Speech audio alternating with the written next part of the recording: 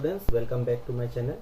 So today we shall continue our chapter 1, and so computer system consists of a unit to perform each of the above functions. So here the functions are given. This function, to perform these functions there are so many units in our computer. So what are those units? Input unit. So when you talk about input unit, it will take the input and it will send it to the CPU. Now this CPU will perform. Now CPU will send it to the main input will go to the main memory, and main memory is inside the CPU. Okay, so main memory will confirm with the arithmetic logical unit, and control unit will see that the instruction whatever it is given, it is doing according to that or not. Okay, the control unit. Suppose you want to play a music, you are giving instruction. So if it will go to the input is given, it will go to the main memory, but main memory will now send it to the control unit. Now control unit will decide that it should go to the ALU or it should go to some other devices. Clear? And when the instruction or the program or whatever is given, the instruction is okay, if it is not found in the main memory, it will go to the secondary memory, and everything is done, then you will get in the output. So that is how it works. Now here it is given. I have already explained. So these are the things it is written here. So input unit consists of the input devices attached to it. So input unit, output unit, you just read it, this part, you will understand. Then control unit, how does the control unit, what does it do? Central processing unit is the brain of the computer, as you all know from smaller classes. You have been studying about control unit. Then you have arithmetic logical unit, control unit, registers. Now registers are high speed temporary storage area. So these are high speed storage area, temporary storage area. Okay, it is not a permanent storage area, it is temporary storage area. Until the processing is done, processing happens, till then the file or the instruction or the code remain here. And when the instruction or the processing is done, it is either sent to the primary in the primary memory or the secondary memory, or it goes to the output device.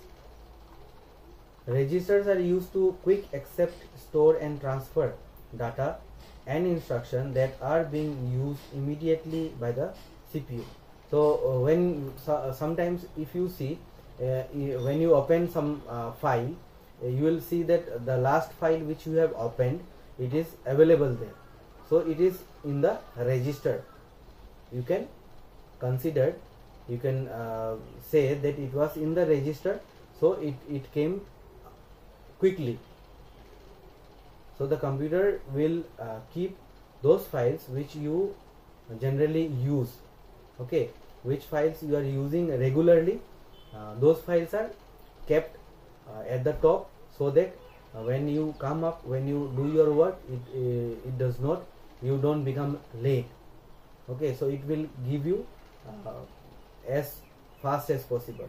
That is how it makes our work easier and faster. The registers are very fast computer memory which is used to execute programs and operation efficiently. So if it is it also execute our programs. Execute means run our program fast, okay, and efficiently. Efficiently means easily.